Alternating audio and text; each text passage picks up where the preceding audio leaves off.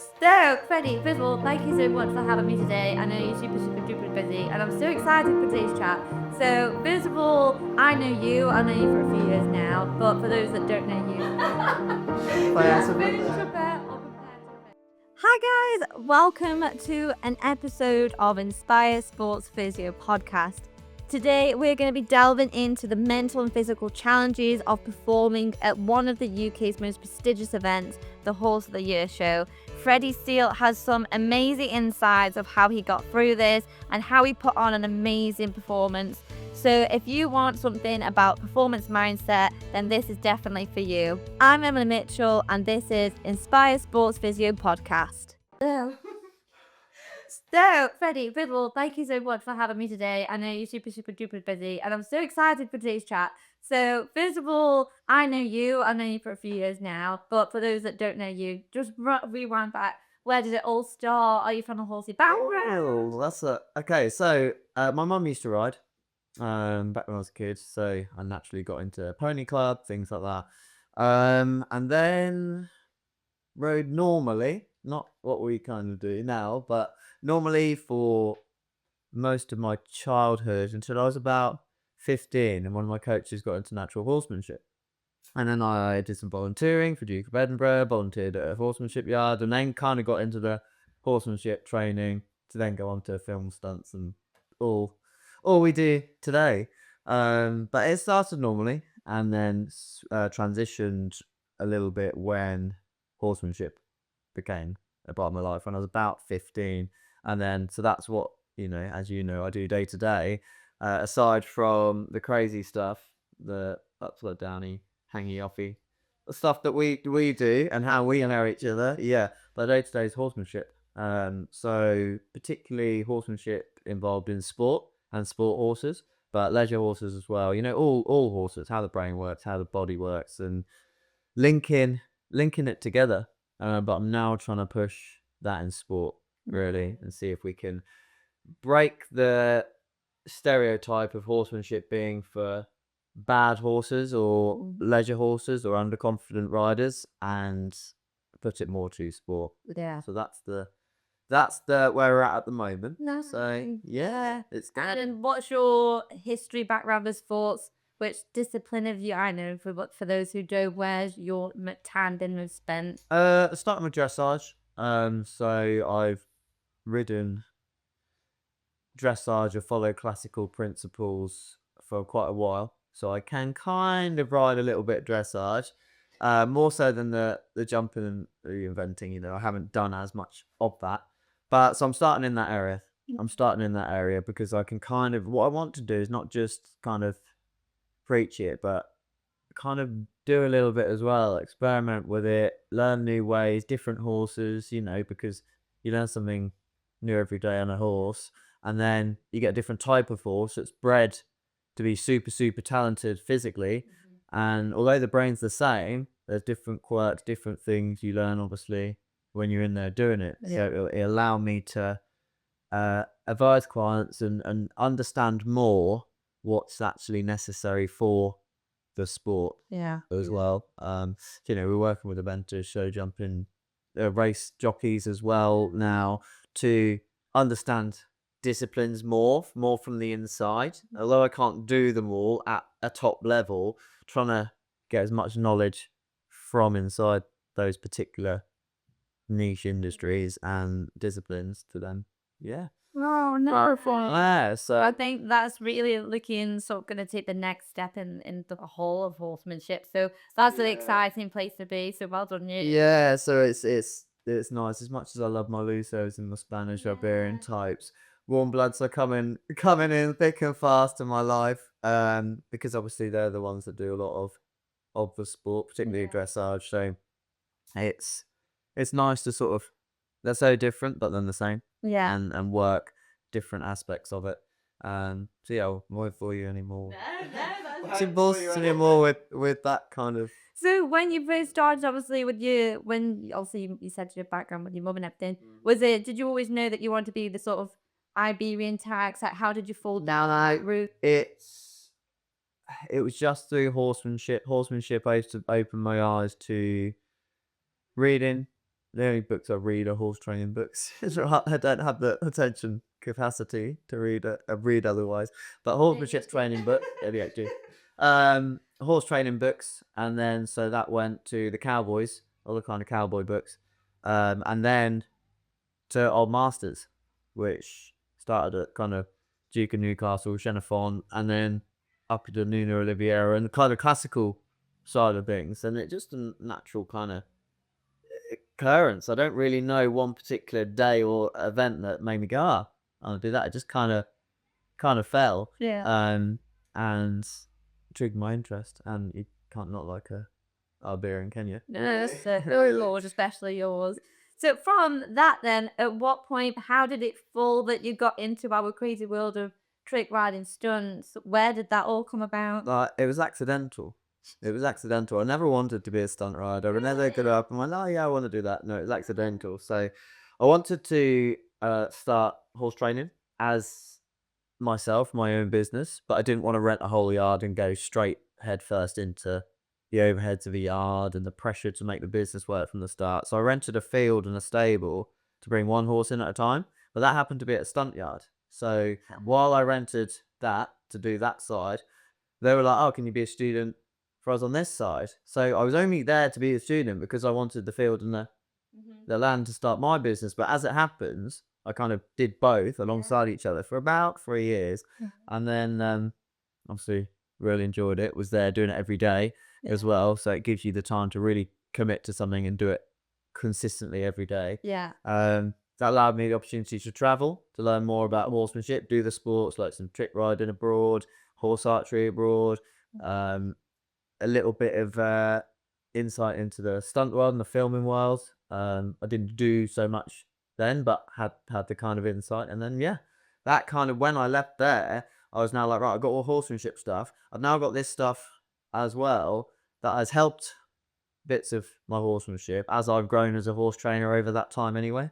So yeah, now it's what it is today. Wow. With the angles. Yeah. That's where the angles have come from. Yeah. Really, and it was all accidental. Well, Not the training side, the stunt side was accidental. that was really interesting. I remember the first time I saw you and Holly at the horsemanship show. Yeah. It's so mesmerizing the way you are with the horses. So it's really nice to actually see from your lens, like How did it? how it's all developed. So How did you get into the stunt world? mine was through obviously Ben Atkinson. Yeah. So me and my twin sister went to the Horse of the Year show Yeah. through Reese Heath College. So we was in the ground crew, was all Were you? yeah, and then Oh, we nice. saw Ben and his team doing all the stunts, and we were sat there going, "Oh my god, that looks so cool! I want to do that one day." So, you a dancer or a gymnast? Yeah, Before. yeah, we competed in nationally for dancing, and then gymnastics when we was a little bit younger. So the dancing was more heavily based Yeah. on gymnastics, but it definitely helps now.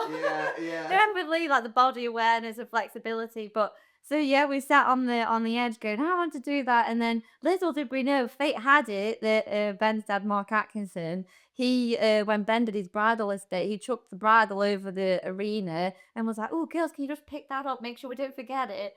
And we was like, "Okay, we've got the bridle of Melly." So then they forgot it. So then we had to go running behind, going, "Oh, do you know where the Atkinson action horses are?" And then we got chatting to the Mark, and not so much Ben, but Mark. And at that time we still had work experience to do, so we went over to Mark, going, "Mark, we still got some work experience to do for college. Can we come and help out? And we'll do all the grooming and whatever." And he was like, "Yeah, absolutely." So we went up for 2 weeks, and then that's when I came away with Max, one of my Spanish that. Bless him, we've had him for now for 5 years, and then ever since then, Mark was like, "Girls, want a trick riding lesson? Yes, please." And then Ben was like, "Oh, do you want a trick riding lesson? Thank you for all the work. Yes, please." So that was it, and then fell into it then. Then obviously, then became one with Ball and Ben's team. So from the movies. Yeah, which you've just done. I didn't even know that. I didn't even know that. That's how it started. Yeah. So, but yeah, so Hoys, how did that come about? That was insane. yeah, Insane. So we did the motorbike and horse stunt show, which is a 2 weeks out. I was like, this is nuts. I was like, I don't feel prepared. like, how's the public going to take it? Because there's Yeah. such a new concept and motorbikes inside with horses, and Yeah. how the British public are. We're a bit like, we've got Yeah. fire, we've got so much going on that I was just a bit like, maybe I've bitten off more than I could chew. This is 2 weeks out, and I was like, right, don't think like that. Yeah. You signed the contract now, you're going, like, Yeah. you're making this happen. So, we worked for the year to start preparing the horse and stuff, but 2 weeks out, it's like everyone in the team has a job. Yeah. Like, so Laura was abroad filming in Spain. Ah. Jeff runs his own business, the motorbike riders. They've got their own shows. One works full time. We're all Holly's competing. Yeah. It's all everyone everywhere doing their thing. And I couldn't pay for everyone to come for weeks of rehearsal because the money's not there in the industry. So me and Holly and Jeff actually prepared evenings, all through summer evenings. We'd take 2 horses, we'd take 1 horse, we'd go and do stuff with the quad, we'd come up with the ideas, we'd train. Mhm. So the horses were okay, but obviously 6, 7 people all together. 2 of the bikers had never worked with horses before, never met horses before, only one had. So obviously they've got to be aware of how it works with the horse. And so it's a big part for all the other people coming in. Yeah. So I was like, okay, the horses are okay, but we've now got 6 other people to make sure all know how horses work, make sure they're not, doing a wheelie right up the horse's bum, things like that. It sounds obvious to us, doesn't it, horse people, but to them it's just like, oh, Yeah. do a motorbike. So, but no, they were absolutely insane. The team was insane. The horses were insane. We managed to pull it together. We had 3 days the week before where we all just cracked on together, and the guys came over for 3 days, and we managed to put all the parts Together. in together. So it's nice to have done the parts. Laura made all the costumes as well. I don't know if you saw the costume. Yeah. They're all made. Steve Dent Stunts lent us some horse costume that we adapted from old films, and so we really tried to just like every aspect Yeah. of it was kind of designed on purpose for the event. So it's really nice to show horses and bikes working together. Yeah. It is possible. Yeah. It's possible in that kind of atmosphere, and the public receptive really well. Yeah. Even online, we didn't have Oh, really good. too many people like kicking off about. It's I think because we put the work in. Yeah. The horses were cool with it. Yeah, okay, they're a bit hot sometimes, but when you got thousands of people, they're a bit hot anyway. Yeah. Some of them. So it's I'm really proud of the horses and it coming together, but it's just kind of like these events give you that Yeah. kickstart, don't they, Yeah. for the Yeah. onto the next. But Yeah. that idea is one that we've spoken about, me and Laura, because we direct it together for about 3 years. Wow. 3 years, we were like, we've got this idea. Yeah. This post-apocalyptic stunt show with horses and bikes, and that's kind of what we had. And then we kind of the Mad Max, the recent one came out last year, and then we were like, oh, and then Hoy's approached because they uploaded some messing around on socials with the horses and bikes just for fun. And they're like, can we have that in a show? And then I was like, Laura, guess what just happened? They've asked for a motorbike and horse stunt show, so that it naturally was like, this is what we wanted to do Yeah. for ages. But Yeah. you probably have the same, where you have ideas Yeah. sitting there and just waiting for the right time, hoping no one steals it before. And then when you do doing a good job, you know how it is. Well, that's I suppose anything in world it all evolves, but especially for how niche our industry is anyway, we're all trying to create new ideas. But definitely that one that was like so amazing to watch. So it's really wonderful. So but just to rewind a little bit when you talk about mindset, so the 2 weeks before where you're a bit like, I can't do this. How do you get over that mindset block? Because even just normal happy hackers that sometimes have that mental block of, oh, I can't ride today because of X, Y, Z, or like, how did you get through that? What? It wasn't so much a block; it was a thought. I was like, oh my god, one thing that doesn't go right, and suddenly you can go, oh my god, if that doesn't, that's the easy thing. If the easy thing is not going right, then all the harder stuff. And it was just a thought, and I quickly was like, right, you just can't. Yeah. You've got a job to do. And because I think it helped, I've got a timeline. The show's at this date. Also being professional, money's involved. We're getting paid to do a job. So you have to do the job. And it's kind of like, feeling underprepared is what brought on the mindset. Yeah. So prepare better Yeah. to get out of the mindset. Essentially, is that prepare better? I was underprepared. Yeah. So those Extra weeks after that was just like extra work. And do you know what? Hoy's was the show out of every single show I've done, big or small, that I was the least nervous for. Really? And because we was after that rehearsal the 3 days a week before, we were ready. Yeah. I went into rehearsals actually at Hoy's being like, the show's set, the show's ready, everything, polished little bits, Yeah. but I felt prepared. Yeah. So I wasn't nervous. Obviously there's adrenaline there's a bit of nerves, bits of Yeah. excitement, but I've been on shows before, about to go in, and I'm yawning because I'm not tired, but I'm just overstimulating, like, something's going on, how's it gonna lead? Yeah. And always it was just like I allowed myself to enjoy it because I was prepared. So being prepared. And the rehearsals were like full blown rehearsal every single time you was doing all of it as if it was the show, or was the bits where you were sort of mentally rehearsing? How is it is broken down. So once the time we were actually at NEC, it was mostly for the lighting guys. Yeah. It was to, the horse jumped the motorbikes to check the light was in the right place for him to see it.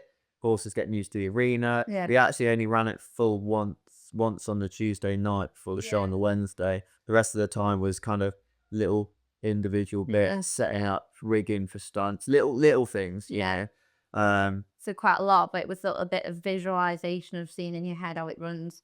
Was it? Yeah. Just it's hard to see how it was all gonna run because we hadn't actually run the show until that Tuesday night all the way through. We'd just been doing the sections, Yeah. and then we designed how each section would go to another. So actually, when it did come together, there was an action or the change in scene, so to speak. So when it came to putting it together, it kind of flowed, and the music helped. I put all the music into one, and then we've got a 10-minute show that's choreographed to the inch of its life.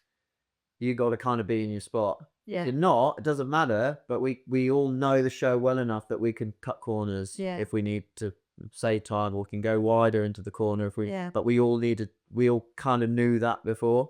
So just having those plans. Really, it's all planning, isn't it? It's just Fail like, to prepare or prepare to fail. is that you? Prepared to fail or wait, what? Fail to be there. Prepare or prepare to fail. So, Once I get my head around it. but so it was it 4 shows a day? Was it?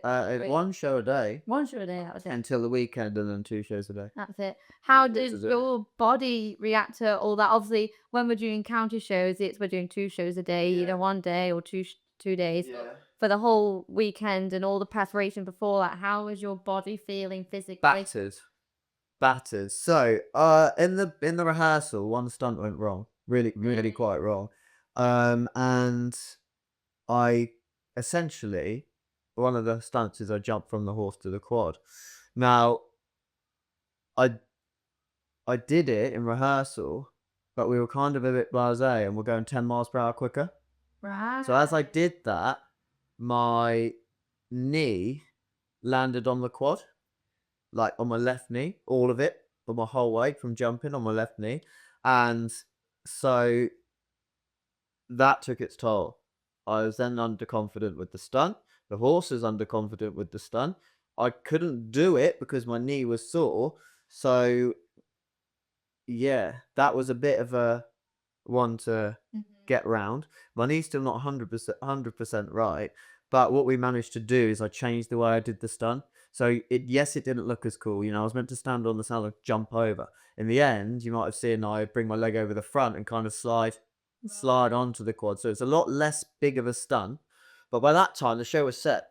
We couldn't take it out because it led on to the next thing. And, it kept it moving. It was very hard to take out at that point. Everyone's then relearning the show. Yeah. And it's not the time to do it. So I managed to adapt it. So yes, it didn't look super cool, like jump through the air, but at the same time, it made it efficient. So I kind of like trained it because my main concern was making it happen, but letting the horse know it's okay. Yeah. Because I also went and landed. The horse was like, what the heck just happened there? So I just did it a walk and trot. And actually, I think in the first show on the Wednesday, I did it in trot. So I didn't actually do it in canter until Thursday, once the horse had kind of learnt the pattern a bit of it. And I could bring my leg over and steer her and make sure it's, and then go down. So actually that stunt was the one that went least right in the week. And it's kind of like, if it's a longer period, we'd have to kind of reset it, retrain it. But the horse did really well, and we just kind of made it happen to fit the sequence. Because it all happened so fast anyway. You saw the show, but the guys that didn't, it's 10 minutes of like next. You kind of, one thing's happening over there while, something else is going on over here. So actually in my head it's like, oh yeah, it's not the big stunt, but something else is going on at the same time. And then the horse is running out the arena on the right, like, it was nice moments. But yeah, my knee took a battering. And then I did a fall off a quad each day. So we had a bit of I jumped from the horse to the quad, had a fight with the guy on the quad, and then he threw me off. So then obviously I'm doing a fall each day off a quad going, what we get up to, about 17, 18 mile an hour. Pretty great. But it's nicer than falling off a horse. Yeah. It's light at the ground. But in that aspect, obviously, when we do horse falls, Which you teach. you kind of set the speed. You're in control. When someone else is driving the quad bike and making the movement, you're kind of in control of a lot less. Yeah. And you've got this So electrical element of it too. So that actually went well. The fall wasn't the same every day. The last day was a bit like different angle, but that's generally stunts, isn't it? That's generally stuff. But that's gonna take it to top because it's cold. It's boiling when you're in there. In the warm up, it's freezing. When you're on at like 8 o'clock at night, 7:30 at night, it's cold. So then you're like, oh, you're going into it a little bit colder, a little bit, and it's just like bang, bang, bang. But as horse riders anyway, let alone the tricks and stunts, your body is getting battered anyway. Yeah. But I managed to rest quite a bit. I should have probably stretched more. Didn't do that. Should have probably done more. But I think everyone was, if they're honest, would say the same thing. Yeah. Would say the same thing. Probably should have done more. My body's kind of okay, but I did go to the chiropractor the other day. Good. She was very impressed. So I'll take that. Considering I've thrown myself on quads and on the floor. Yeah. She's like, actually, your posture's fairly good. Just good. But so yeah, no, I actually have started going to a chiropractor regularly. Now. What made that decision? My pelvis dropped to the left a lot, so I drive an automatic. So I'll sit kind of on my left seat bone. And I noticed it playing golf. I started playing golf this year. Old man's sport. See, I'm getting old now. Injuries and golf. And when I was doing it, the coach picked up my left hip was dropped. And I was really having to think about it. I was like, hold on, my ball's going the wrong way.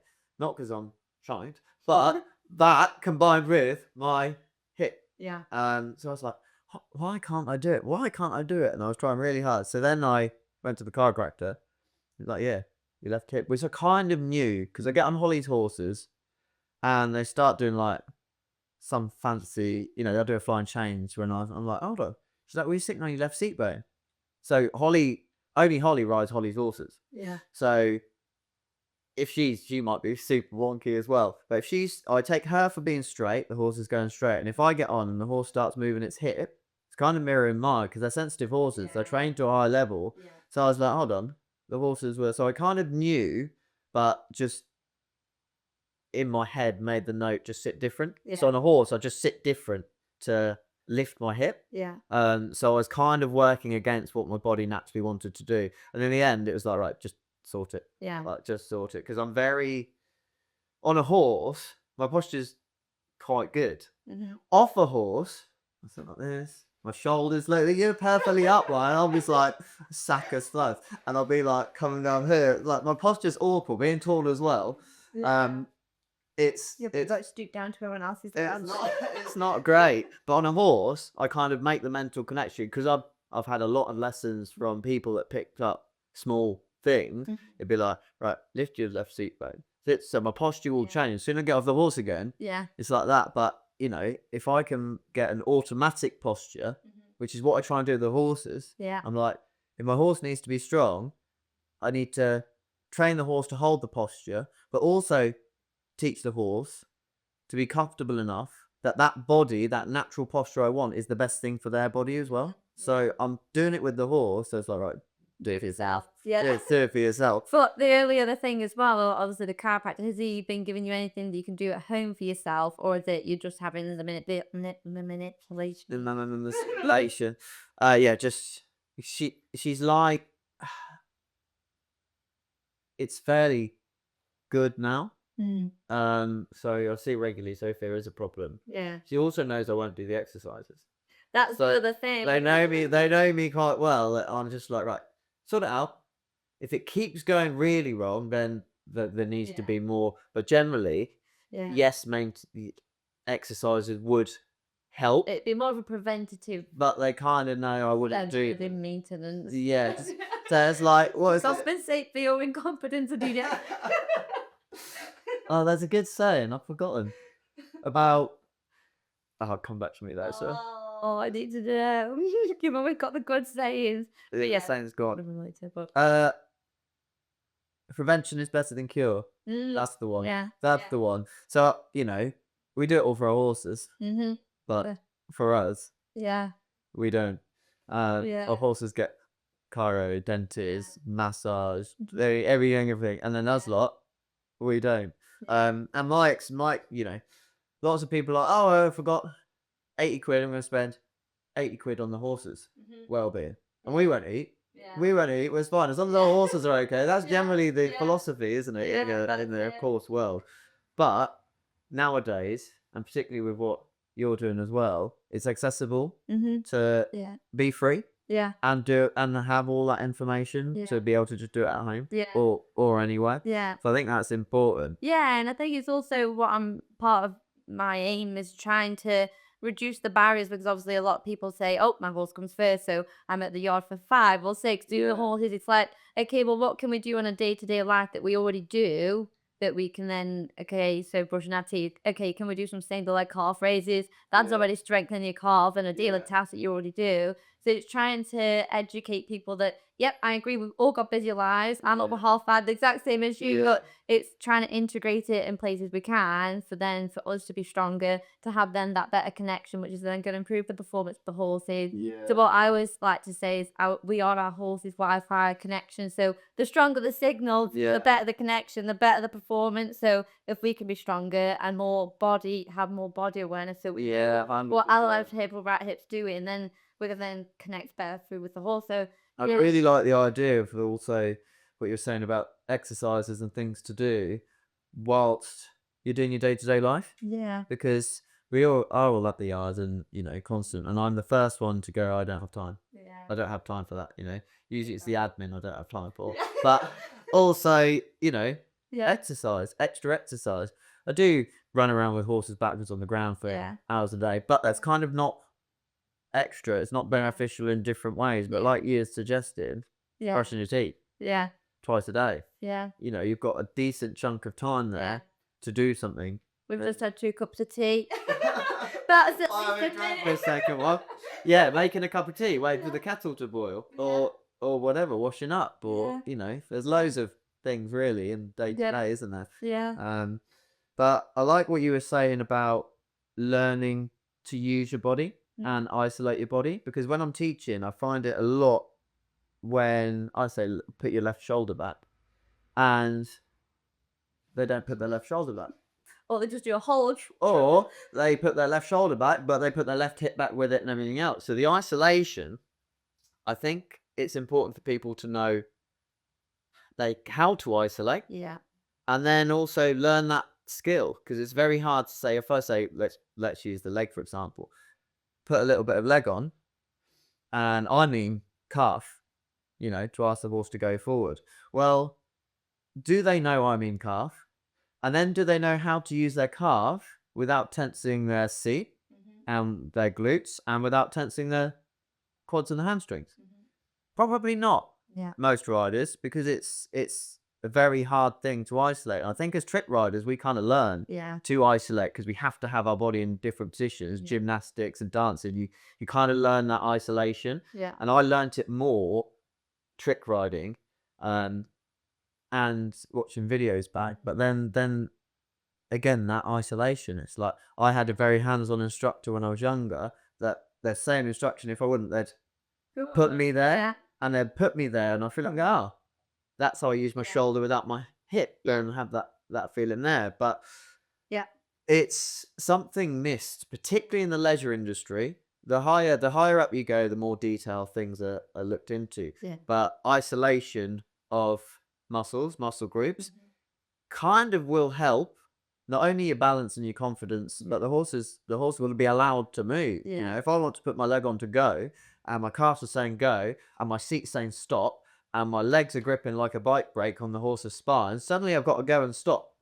Communication at the same time. Well, if you do it with the car, the wheels spin. Yeah. Do it with the horse, too much, go and stop, you get a rear or a buck Yeah. or a behaviour or a thing. Yeah. That's before we've even added the reins Yeah. into the situation. So you can see how quickly horses get confused by people's lack of awareness of what the body's Yeah. doing. And I noticed back to Ben. Ben's picks up on it at Liberty a lot at Liberty, because obviously it's all body language. Yeah. That's your communication. And on the horse as well, it is meant to be, but people can be lazy with the use of reins and spurs, essentially, and the leg, and not utilize the body to its potential. Yeah.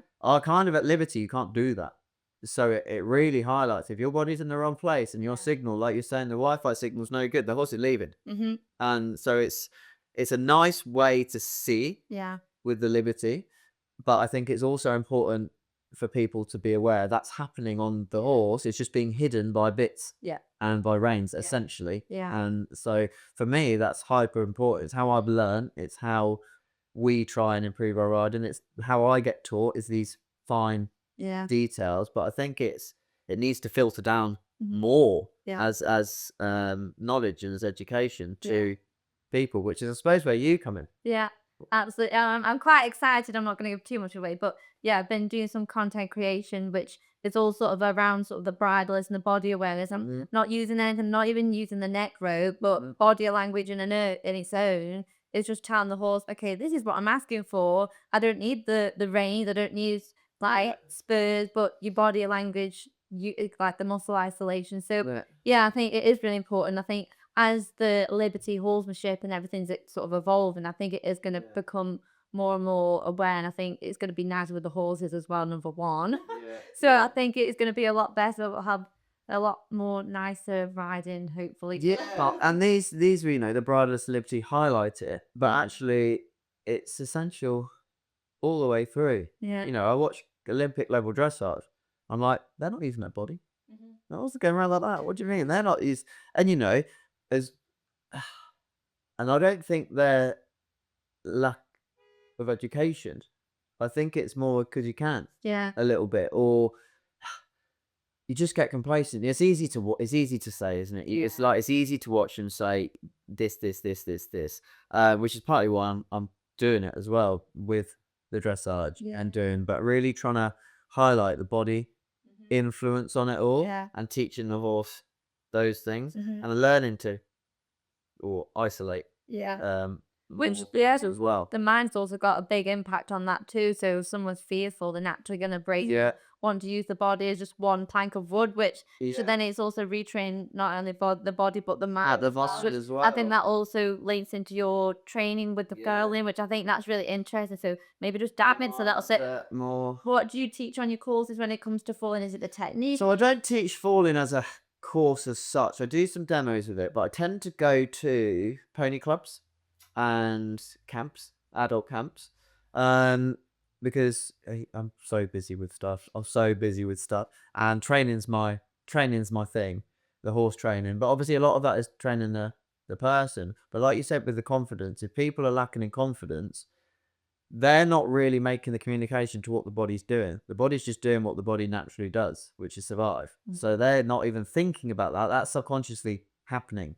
So the confidence then has to come into it, because they have to be thinking whilst on the horse to be able to even start the process of isolating that we're talking about. So it's all a pattern, is that it all has to start at one place and then work down and work down. But the the falling's just a great one for people to kind of go, okay, I'm not so worried about that now because I've experienced it in a positive setting, and essentially that's it. I don't do the longer format Yeah. falling course. Centre of horseback combat, do a like good long term psychological confidence course, which they can put you on a rearing horse and all of that stuff. But the falling section, I can kind of go around and go because that's a big bit for a lot of people. Yeah. And it's helped Yeah. helped loads of people. Yeah. So it's a nice thing to do again to help the confidence of some people to then Yeah. just have enough, so then they're not in that mindset and they can deliver or they'll do the instruction that's asked of them mentally, and then learn obviously the physical side going on from that. A little fun fact about the falling. So But you've got obviously Titch and Toffee. yeah, Two little famous coblets. Me and my twin sister, when we was younger, we used to have a field which had like a 10% bank. So we'd go on the rim, turn around, gallop back, and then we'd time ourselves and count ourselves in to fall. Not, it's just an activity like ready, go. just an activity. Literally. And until obviously I broke my back, I would just purposely. Got your back doing that? No. 2 years ago, that was getting kicked in the stable, tacking up sod floor, out of all the things we do, hang up falls. But no, it's a hierarchy fight between Max and Hercules. And I just rode Hercules, chucked him back in the field, and our fields were onto the stables. We then brought Max in, tacking him up, talking away. Look, I was with someone, and talking away. As you get told when you're tacking up a horse, never go around the back. But I was talking away, went around the back to go tack the girth on the other side, and Hercules had then put his head over the stable door, thinking, "Oh, I'm gonna munch on some hay." Max at that point, they'd still not figured out the hierarchy between the two, and then he freaked out, going, you're not having my hay. And I just saw his legs fly everywhere, so instinctively I went to protect my head. Just got caught on the ridge and bulldozed against the stable wall. Obviously, I just thought I got winded because I was like, oh, I just need a minute to breathe. And then soon the colour went out my face, started getting the neurological symptoms, pins and needles, numbness in my leg. Then started feeling fluid trickling in my lungs, and I thought, What oh, was that? 2 years ago. So, yeah. I know that, I think. I must have known that. Yeah, so obviously before that I was quite happy to throw myself off. Now, obviously since that I'm not throwing myself off purposely anymore. Obviously I've built up my core strength and everything to give them the stability, or else I wouldn't be trick riding. But Look, yeah. definitely, like, we don't want to fall. There's one person probably that I know that wants to fall off, and it's probably Gee. Yeah. Like, that actually will go, yeah, all right, fancy that. Why not? The rest of us, we do it if we're paid to do it, and Yeah. we'll learn and do it if we have to for work. But apart from that, I don't want to fall off. Absolutely not. Why would you want to? I mean, the cobblers aren't that far from the floor, really, are they? No, but it's yeah, there's more fun things to be doing. Yeah. For me, than throwing yourself. But some of them, probably Callum and Gee. Give that. Yeah. They'll be quite happy to. Yeah, that's it. The two But, frame you're on. So, in terms of injuries, that's my elder injury. But and your knee, have you had any other setbacks in your whole career? Yeah, when I was trick riding, I crashed into the wall, didn't I? Oh, yeah. Were you there? Do you remember I that? didn't watch that, but I heard of it. I crashed into the wall. That's a notorious one. I wasn't injured. I think I got knocked out. Oh. But only briefly because I don't really remember. But it was so quick. But I remember I was sitting backwards on the neck. I didn't get out of the trick. The horse went to the wall and just stopped, and I whacked into the wall. Laid there for, I thought it was about 5 seconds. Got up, got back on the horse because the show's still there. So then just rode around the show and went out, and I was fine. I remember all of that, but some of the guys reckon I was a bit like, as I was back on the horse. So there's that one, but generally that's my fault. I'd slept 2 hours the night before. Like I just didn't move quick enough. I just my fault. I was learning a new trick when about a year into trick riding, and I couldn't get it. And the spin around the pommel, and it was taking me too long to get over, and I fell backwards as I was doing it, and that put me off. That put me off that trick. I've done it since and got over it, but it was a bit like I needed to. Same with the knee injury, go back to a walk, Yeah. ride it like real slow, and that's if you want to do it. Yeah. Like sometimes that trick, I kind of did it because I knew I was like, oh, I want to do it, but then I never did that trick again. Yeah. I was like, I don't need to. I just need to know I can, Yeah. and then I don't need to do it Yeah. again. So if you got the choice, you can kind of do that, but if you Yeah. don't, like you have to break down the steps and do it. But injury wise, touch wood, whatever bit's wood, all of it. I've never had a serious injury from a horse. You know, I broke my collarbone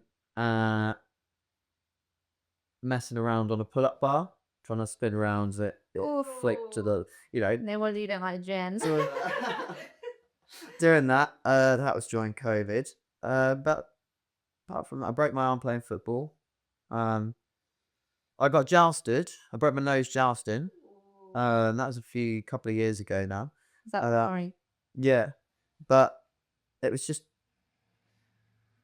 it's not been anything Mm. too bad. Jousting I had to kind of do again, so I kind of got over it, and because I had a season left to complete, so Yeah. I just, you know, carried on. It accidental, it did happen, but it didn't knock me enough. Yeah. You know, it didn't stop me doing anything. It was just a broken nose. So I've not had an injury that stopped me doing anything from the horse. Yeah. If I had, then obviously, like you're back, you kind of then go, oh well, that's stopped me being able to do what I want to do. Your mind kind of takes it a bit more seriously, whereas I've not had that Yeah. as such.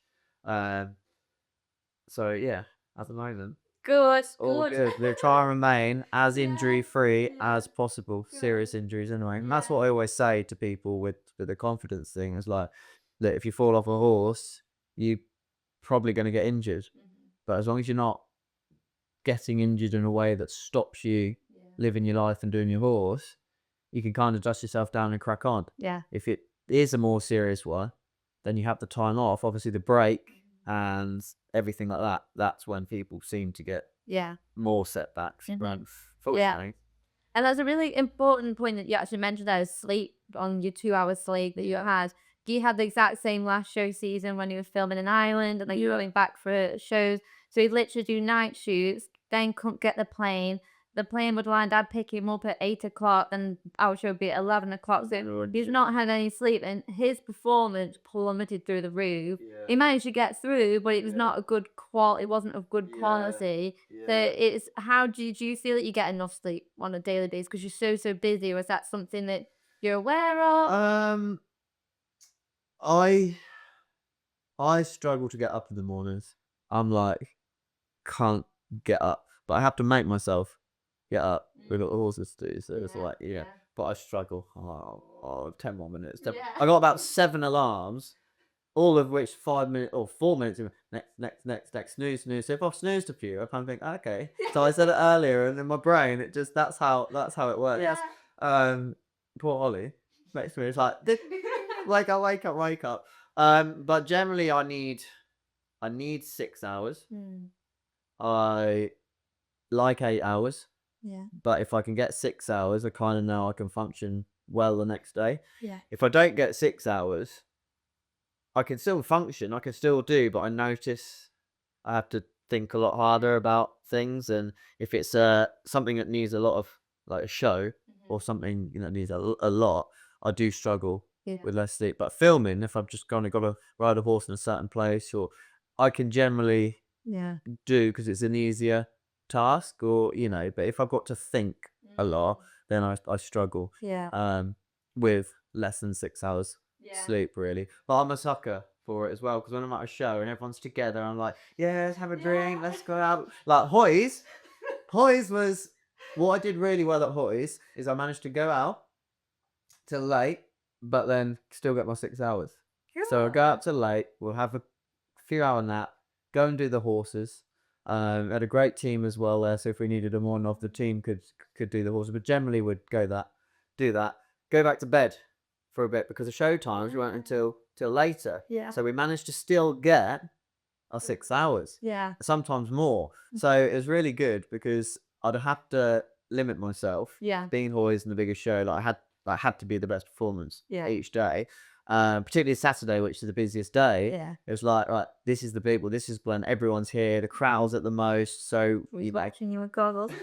that helps as well. But you kind of flick a switch in the show, like you flick a switch and you do. But getting the 6 hours each day Yeah. and being able to go out with that was kind of ideal for me, because if not, I'm like, oh, I've got FOMO, I'm going out, and then I'm like, no, but I need the sleep to do the good show. So it's just planning it, isn't it? It's just planning it. But when everyone's there, we're all together and all the friends are together, it's kind of like, I want to go and do and socialize and all the rest of it. But I've always managed to do that really well. Good. Balance. And what about into it. food and nutrition? I forget to eat. So when I do eat, I'll eat loads. But I forget to eat. So it's kind of like accidental fasting, I think. Yeah.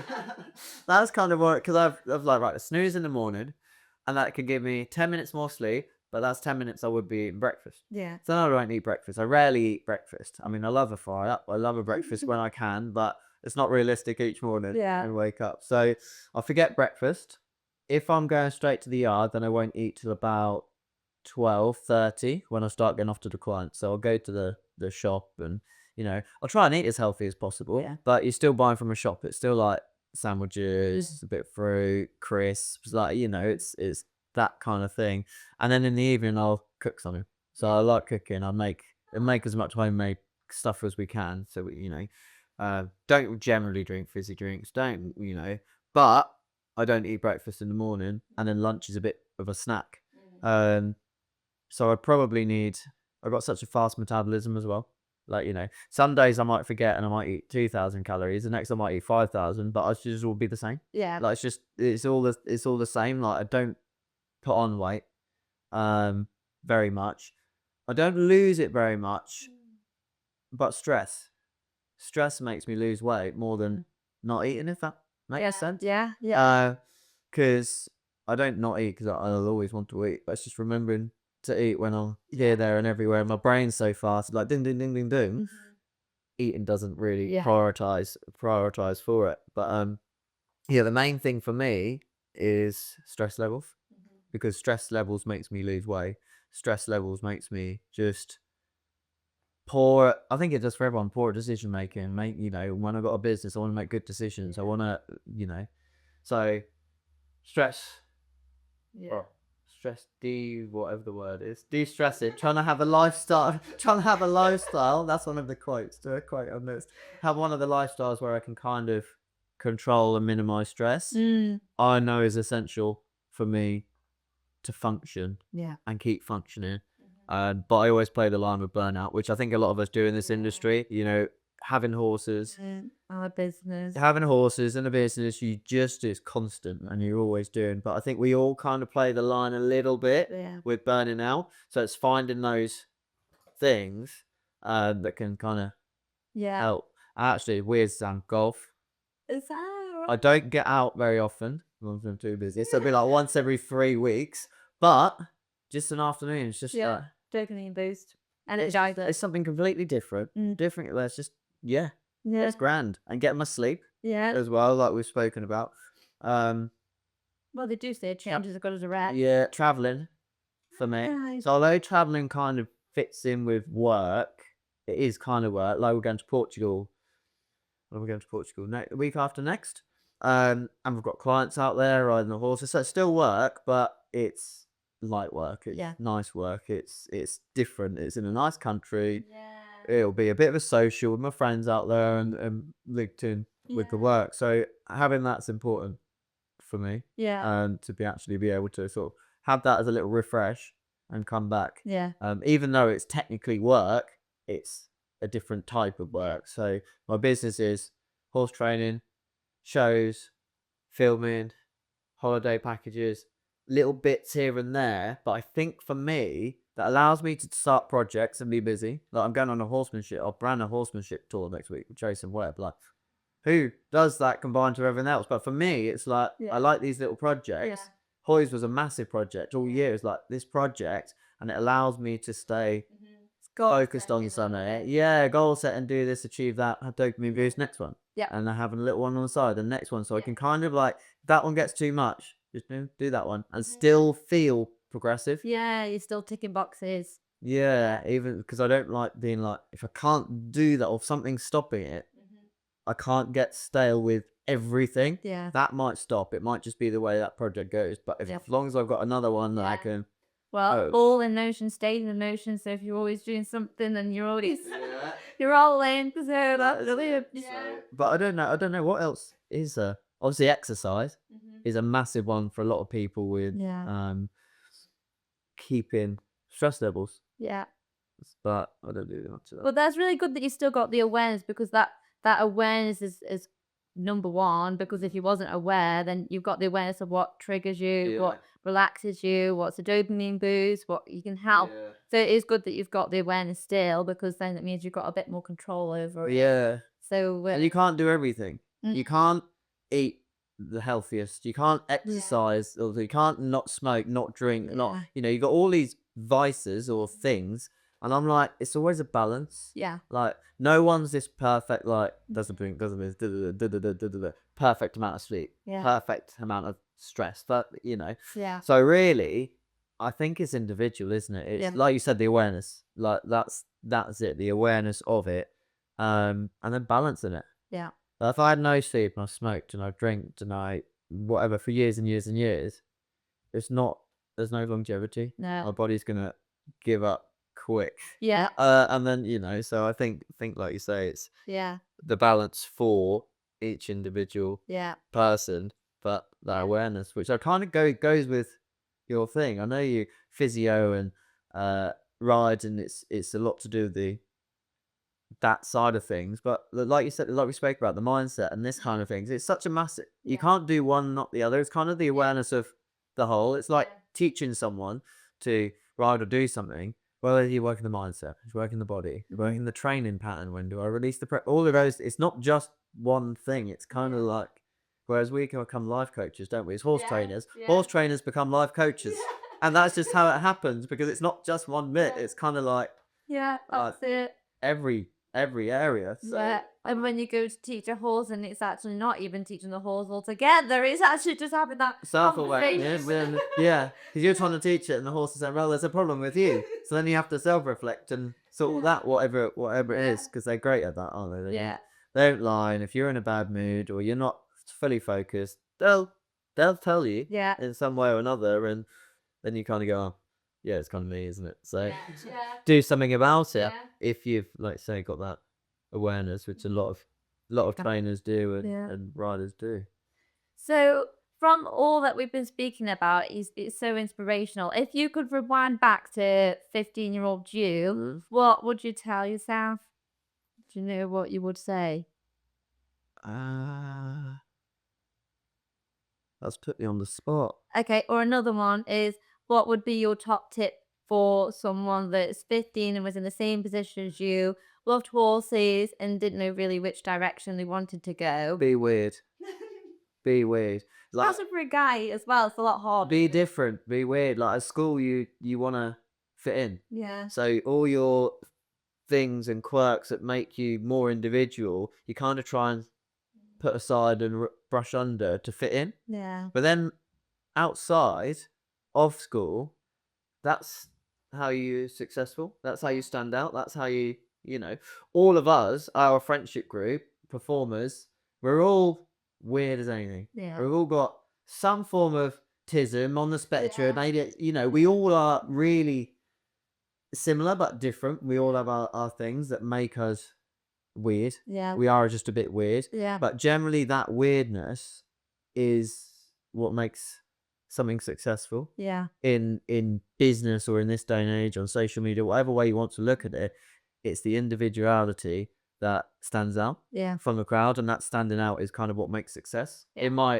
opinion from it. So learning that sooner in life is only gonna be beneficial. Yeah. Because I spend years trying to fit in. I don't be quiet about riding at school because you're a guy and all the rest of it. But then actually, the sooner you can get out of that mindset and into the weirder and owning the weirdness. And I call it weird. It's an easy word, but Tell it. it's an easy word to put on it. But that individuality, the quicker you can get to that, the more successful Yeah.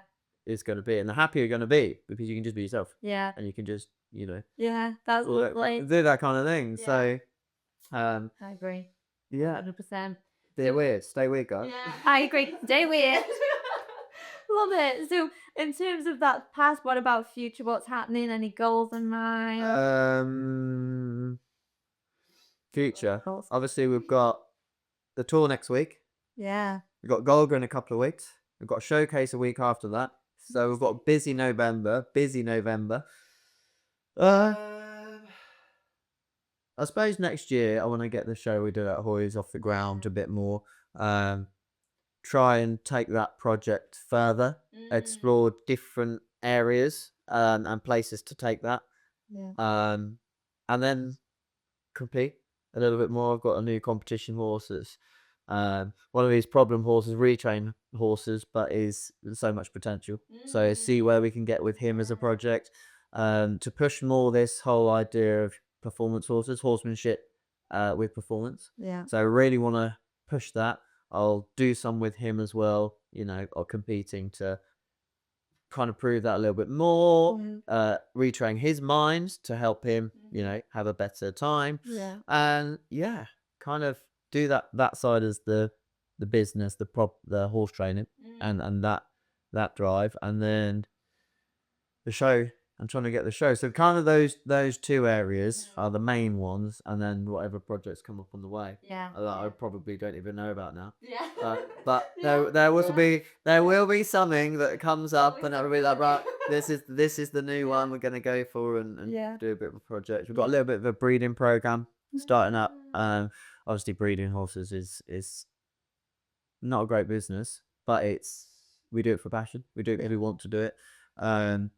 So a couple of Lusos. Obviously, it takes 4 years from 5 years to be able to do anything with, but it's a nice hobby. Yeah. That's kind of the hobby side of things. So that kind of will go quietly in the background because it doesn't take a lot of stuff, but Which just tickled another conundrum which me and Guy were talking about. So, what's your perspective on you've got a young horse that's done nothing, or you've got, like you said, your traumatized horse but is so intelligent. If you could only pick the one, which horse has done nothing yeah, every time. yeah, Every time.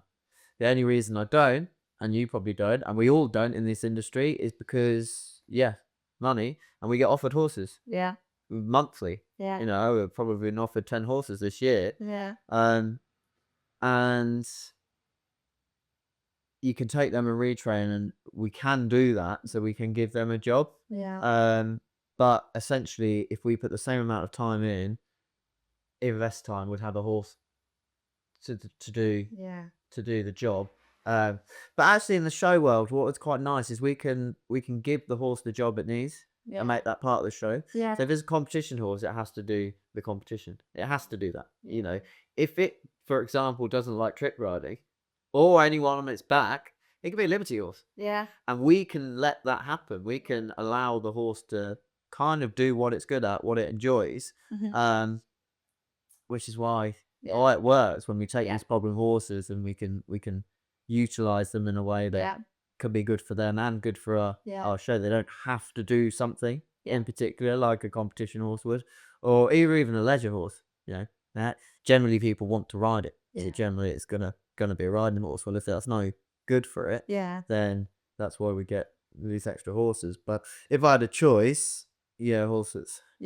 Horse that's done nothing is the most efficient, but it's really nice to give the horses the second chance that maybe have a little bit of a messed up mind or have an association with things or a physical thing that needs the rehabilitation. It's nice to be able to do that as well because we can. It is so rewarding. Like, how many between us and our friendship circle have had a horse? Was gonna get shot. Was gonna go. Most of our horses for most of us are that, aren't they? Yeah, and now look at them. They're just gold stars in the room. Like, but for us, like, we've got the awareness, the knowledge, but then yeah, otherwise it would have been.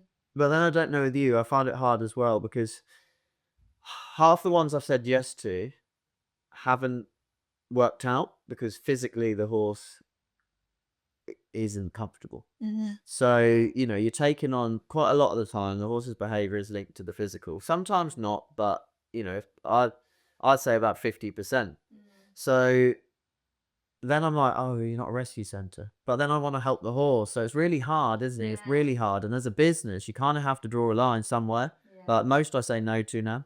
Like most horses I'll say no to because it's just such a risk. And it's an expensive risk. This year unfortunately had to have 2 horses put to sleep that I've tried to bring under and rehabilitate and it comes over and then the body can't, and the vets goes, look, the horse isn't comfortable. Before I've got it because I've just got it, and that's happened twice. And then since then I've just gone like, no, because I can't. I don't have the field space. I don't have the money. I don't have the time. I can't be a rescue centre. Unfortunately, if I had all the land, I would, and I'd do them all. But we have to think a little bit about surviving. If we're putting thinner on the table and feeding the horses and looking after them, because by the time they come to us, I don't know about you, mine get like we said earlier, chiro, massage, farrier, dentist, massage pads, extra fancy bits that make it more comfortable, all saddles, all the rest of it. Non-dust bedding. Plus, non-dust bedding, haylage, special this, that, and, whatever it is, costs a fortune for us to try and help the horse. So it's a hard one, isn't it? Yeah. It is a hard one. And you probably found the same thing, but Well, yeah, with Hercules, for example, like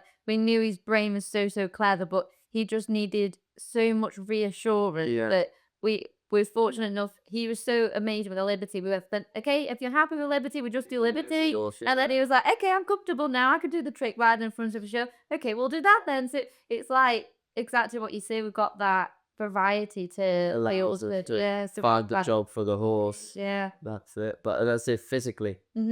They are capable as well. I can. Because a lot of them I find have mental trauma due to physical trauma. And then some physical trauma you can sort out, but then others that you can't. So horses. Well, thank you so much. So if people want to follow you or follow your journey, where can they find you? Yeah, Instagram, Facebook, TikTok, Freddy Steele. I'm on there. The horse training is Steel Horse, so that's my training page as well.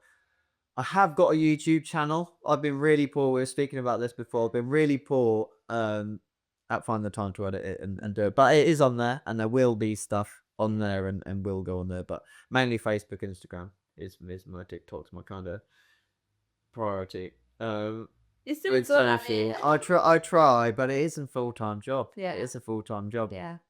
And a lot of credit to the guys that are out there as full-time influencers, like up till God knows what hour, editing, putting it out, filming each day, like it's mental. But I've not quite got the passion for the editing as I do the horse training. So I need like a team to just do that. Well, I'm not big enough for that. We could dream. One day, baby. That's it. But thank you so much for having me. Oh no, thank you. It's been really enjoyable. So thank you so much.